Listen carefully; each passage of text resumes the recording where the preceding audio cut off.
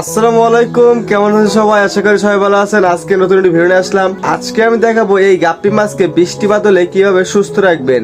অবশ্যই ভিডিওটি সম্পূর্ণ দেখার অনুরোধ রইল। খামারে ঢুকতে না ঢুকতেই দেখেন কি অবস্থা, বৃষ্টি হচ্ছিল প্রচুর।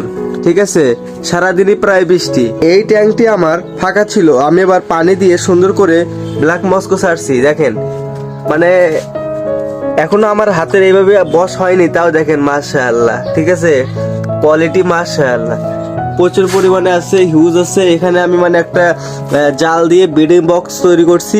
মানে মূলত আমি দেখি যে সবাই এই এই ব্রিডিং বক্সে ব্রুড রাখে এবং বাচ্চারা বাইরে বেরোয় আসে। আর আমার নতুন সিস্টেম, আমার সিস্টেম হচ্ছে আমি ব্রুড মাছ বাইরে রাখবো আর বাচ্চা ওর ভিতর যায় লুকাবে, আমি আবার ওখান থেকে তুলে আলাদা করব। এটা হলো আমার সিস্টেম। এখন আমি আমার নিজের সিস্টেমে চলি এবং আমার কিছু বড় ভাই আছে, এদের পরামর্শে চলি। আমি মানে ওইভাবে যার তার পরামর্শে চলি না। ঠিক আছে, আর আমি যতটুকু পরামর্শ বা যতটুকু জিনিস জানি অতটুকু আপনাদেরকে শেখানোর জন্য আমি চেষ্টা করি। দেখেন ব্ল্যাক মস্কো কি সুন্দর মাশাআল্লাহ। ঠিক আছে, এই যে কিছুক্ষণ আগে হয়েছে বৃষ্টি, এই বৃষ্টিতে আমি মাছকে খাবার দিছি। এই বৃষ্টিতে আপনারা মাছকে খাবার দিয়ে মাছকে অসুস্থ করে ফেলেন। বৃষ্টির পানি পড়লে মাছের কিভাবে অসুস্থ হয় দেখেন। বৃষ্টি হয়েছে, আমি কিন্তু এই ঝাপ নিচে নামাই দেই নেই, বৃষ্টির উপরে রেখে দিছি। কারণ আমার ওই আইডিয়া চলে আসছে, মাছকে বৃষ্টি পানিতে ধোয়াইলে মাছের কোনো অসুবিধা হয় না। আর এই প্রসঙ্গে পরে আসছি, আগে আমার খামারের সব মাছগুলো আপনাদেরকে দেখাই। ওখানে আছে ব্ল্যাক মস্কের ব্রুড, ওখান থেকে বাচ্চা এখানে কালেক্ট করি। ওই বাচ্চাগুলো আমি এই ট্যাঙ্কে রাখি। এখনো পানি পুরোপুরি দেই নাই, কিছু পানি দিয়ে রেখেছি। আবার এই ট্যাঙ্কে আছে আমার বরাবরের মতোই ডাম্বো মোজাইক রেড মস্কো, মানে মিক্সিং। ঠিক আছে, এখান থেকে মানে নিউ অর্ডার বা সেমি অর্ডার হলে আলাদা করব। আর বরাবরের মতোই এখানে আছে হলো রেড টেল প্যালাডি নামের বাচ্চা। আর এখানে কিছু আছে মলি, ভিডিও দেখে দেখা যাচ্ছে কিনা। এখানে আছে বেলুন মুনটেল মলি অরেঞ্জ। আর এখানে বরাবরের মতোই আমার মিক্স হিউজ পরিমাণে আছে, আর হর্নট হিউজ পরিমাণে আছে। আর আমি একটা কথা বলে রাখি, যদি বগুড়ার ভিতর কোনো সাবস্ক্রাইবার যদি আমার এই ভিডিওটা দেখে থাকো, অবশ্যই আমার লোকেশনে আমার খামারে আসবা, আমি তাকে এই হর্নট হিউজ পরিমাণে গিফট করব। এটা আমার একটা চাওয়া পাওয়া। অবশ্যই যদি বগুড়ার ভিতর কোনো সাবস্ক্রাইবার থাকে আমাকে মেসেজ করবেন বা আমার নাম্বারে ফোন দিবেন, আমি তাকে এই হর্নটগুলো গিফট করব। এরপর এই ট্যাঙ্কে আছে অনেক পরিমাণে মিকি মাউস প্লাটি এবং মলি। ঠিক আছে, আর দুইটা পোলার প্যারট আছে, ওগুলোকে দেখাই যায় না। আর এখানে আছে আমার রেডিয়াম মুনটেল মলি, কিছু পরিমাণে আমি সেল করার জন্য রেখে দিছি। আর এই ট্যাঙ্কে আছে আমার হলো রেড টেল প্যালাডিনাম এবং রেড মস্কোর বাচ্চা। আর এখানে কিছু আমার একটু সেটআপ আছে, এটা আমি প্রকাশ করতে চাচ্ছি না। আর এই ট্যাঙ্কে আমি হিউজ পরিমাণে ব্রিডিং এ দিছি রেড মস্কো। আর এখানে আছে আমার রেড মস্কোর ব্রুড। ঠিক আছে, এখান থেকে 7-8 পিস আমি ওই সাইডে ব্রিডে দিছি। এখন ওটা দেখাতে পারতেছি না, ওরা ব্রিডিং করছে। আর এখানে আছে হলো রেড মস্কোর ব্রুড। দেখেন মাশাআল্লাহ বলেন। ঠিক আছে, কোয়ালিটি দেখেন মাশাআল্লাহ কি সুন্দর কোয়ালিটি, রেড মস্কোর একবার মাস্টার পেয়ার ব্রুড। এখন ভিডিওর এই প্রসঙ্গে আসা যাক। এখন তো বৃষ্টি বাদলের সিজন, আমাদের এখন বেশিরভাগই ট্যাঙ্কে বৃষ্টির পানি পড়ার চান্স আছে। আপনারা অনেকে ভাবেন যে ট্যাঙ্কে বৃষ্টির পানি পড়লে হয়তো মাছ মারা যাবে বা অন্য কিছু হবে। না, মেন কথা হলো টেম্পারেচার একবারে হাই থেকে একবারে লো হলে মাছের অ্যামোনিয়া হওয়ার সম্ভাবনা থাকে। কিন্তু অ্যামোনিয়া হবে কি কারণে? আপনি যদি ওই কারণটাই যদি বন্ধ করে দেন তাহলে তো আর মাছের অ্যামোনিয়া হবে না। ঠিক আছে, আজকে আমার থেকে একটু টিপস নেন।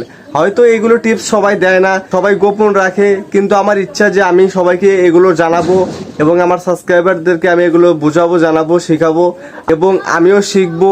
এই উদ্দেশ্যে আমার এই চ্যানেলটি খোলা। আর মূলত বৃষ্টি হওয়ার পরে যদি আপনার খামারের উপর যদি সকাল থেকে দুপুর বা বিকাল পর্যন্ত যদি বৃষ্টি হয়, আপনি বিকালে খাবার দিবেন হলো 30%। মানে 100% প্রতিদিন খাবার দেন, ওখান থেকে আপনি 30% খাবার দিবেন। কারণ 70% খাবার দিবেন না। এমনিতেই টেম্পারেচার হাই থেকে লো হওয়ার কারণে মাছ একটু নড়াচড়া কম করবে, ওদের ঠান্ডা লাগবে, খাবার খেতে চাইবে না। আমাদেরই তো যদি কোনো 19-20 হয় বা একটু সর্দি কাশি লাগে, আমরা কিন্তু খাবার খেতে চাই না। ওদেরকে যদি আপনি 100%ই খাবার দেন, 70% খাবার নিচে পড়ে যাবে। ওই 70% খাবার পচে ওখান থেকে প্যারাসাইট অ্যামোনিয়া তৈরি হবে।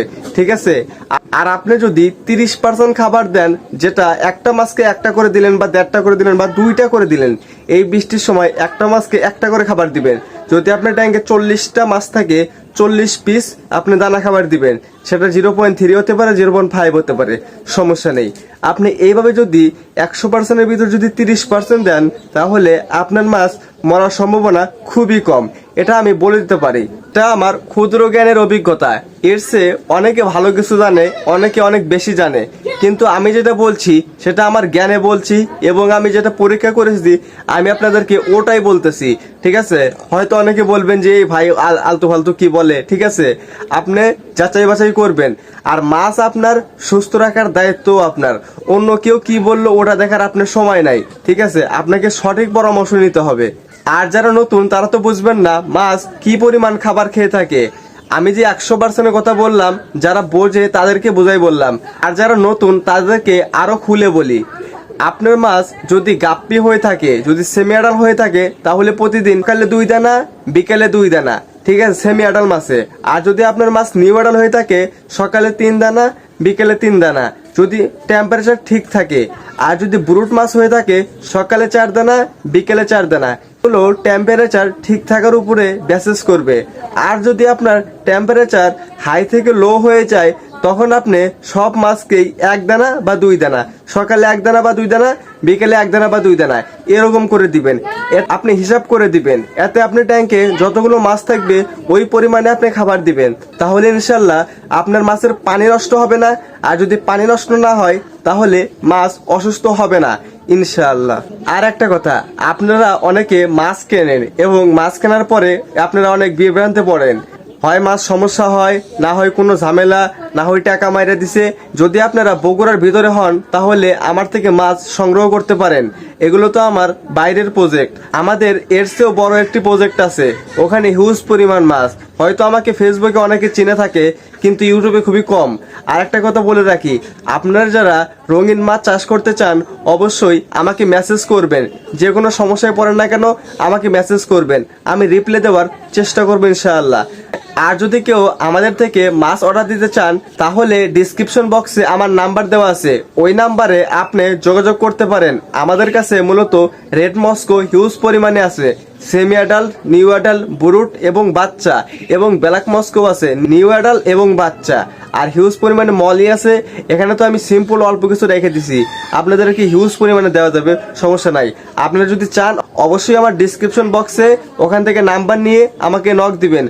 আর বন্ধুরা, আজকের ভিডিওটি এই পর্যন্ত। ভিডিওটি যদি বিন্দু পরিমাণ ভালো লেগে থাকে, অবশ্যই ভিডিওতে লাইক করে চ্যানেলকে সাবস্ক্রাইব করে নোটিফিকেশনটি অন করে দিবেন।